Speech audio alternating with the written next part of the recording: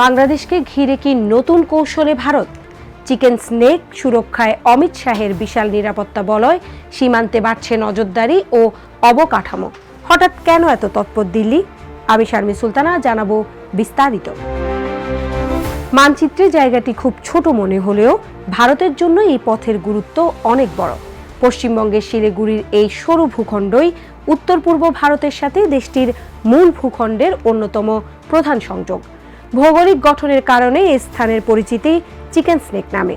আর এই গুরুত্বপূর্ণ করিডোরের নিরাপত্তা নিয়ে এবার নতুন বার্তা দিলেন ভারতের স্বরাষ্ট্রমন্ত্রী অমিত শাহ। জীবন অবাক না করলে কে করবে? 28% মিল্ক ফ্যাটের অবাক করার সাথে ফ্রেশ মিল্ক পাউডার। জীবন অবাক করুক প্রতিদিন। 21 আগস্ট শিলিগুড়ির রানীডাঙ্গায় এসএসবির উত্তরবঙ্গ ফ্রন্টিয়ার হেডকোয়ার্টারে এক অনুষ্ঠানে অমিত শাহ জানান, করিডোরটির নিরাপত্তা আরও জোরদার করতে নেওয়া হচ্ছে একাধিক পদক্ষেপ। অমিত শাহের ভাষ্য অনুযায়ী চোপড়া, কিশোরগঞ্জ ও ধুবড়িকে কেন্দ্র করে তৈরি হয়েছে একটি ত্রিকোণীয় নিরাপত্তা গ্রিড।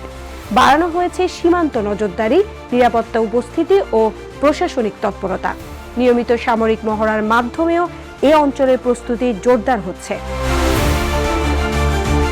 শুধু নিরাপত্তা নয়, এ অঞ্চলের অবকাঠামোকেও আরও শক্তিশালী করার পরিকল্পনা সামনে এসেছে। সীমান্তবর্তী গ্রাম, সড়ক, যোগাযোগ, রেলপথ ও পর্যটন উন্নয়নে বড় অঙ্কের বিনিয়োগের কথা বলছে ভারত সরকার। এর মধ্যে রয়েছে ভাইব্রেন্ট ভিলেজেস প্রোগ্রাম 2 এর 6,839 কোটি রুপির প্রকল্প। সীমান্তের প্রত্যন্ত গ্রামগুলোকে উন্নত যোগাযোগ ব্যবস্থার আওতায় আনার পাশাপাশি শিলিগুড়ি ও জলপাইগুড়ি রেল স্টেশন আধুনিকায়নের কাজও চলছে। সবচেয়ে বড় বিষয়, 2026-27 সালের বাজেটে দিল্লি বারাণসী এবং Varanasi Siliguri high speed rail করিডোরের ঘোষণা এসেছে। অর্থাৎ ভবিষ্যতে ভারতের রাজধানী থেকে উত্তরবঙ্গের এই কৌশলগত অঞ্চলে দ্রুত যোগাযোগের পথ আরও শক্তিশালী হতে পারে। এদিকে সীমান্ত অবকাঠামো নিয়েও অমিত শাহ পশ্চিমবঙ্গের আগের সরকারের বিরুদ্ধে অভিযোগ তুলেছেন। তার দাবি, সীমান্ত নিরাপত্তার জন্য দীর্ঘদিন ধরে প্রয়োজনীয় জমি পাওয়া যাচ্ছিল না। নতুন সরকার দায়িত্ব নেয়ার পর 45 দিনের মধ্যে বিএসএফ ও এসএসবির জন্য 1129 একর জমি হস্তান্তর করা হয়েছে। ভারতের কাছে এসব উদ্যোগ নিরাপত্তা ও যোগাযোগ শক্তিশালী করার অংশ। কিন্তু বাংলাদেশের দৃষ্টিকোণ থেকে প্রশ্নটা অন্য জায়গায়। বাংলাদেশের সীমান্তের এত কাছাকাছি একটি কৌশলগত অঞ্চলে যখন নিরাপত্তা, অবকাঠামো, নজরদারি ও সামরিক প্রস্তুতি একসঙ্গে বাড়ছে, তখন এর আঞ্চলিক প্রভাব কতটা?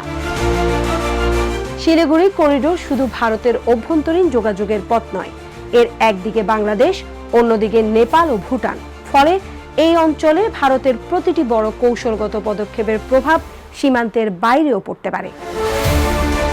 তাই প্রশ্ন থেকে যায়, শুধু কি চিকেন স্নেক সুরক্ষিত করার উদ্যোগ, নাকি উত্তরবঙ্গ ও সীমান্তবর্তী অঞ্চলে ভারতের দীর্ঘমেয়াদী কৌশল আরও বড় কোনো বার্তা দিচ্ছে?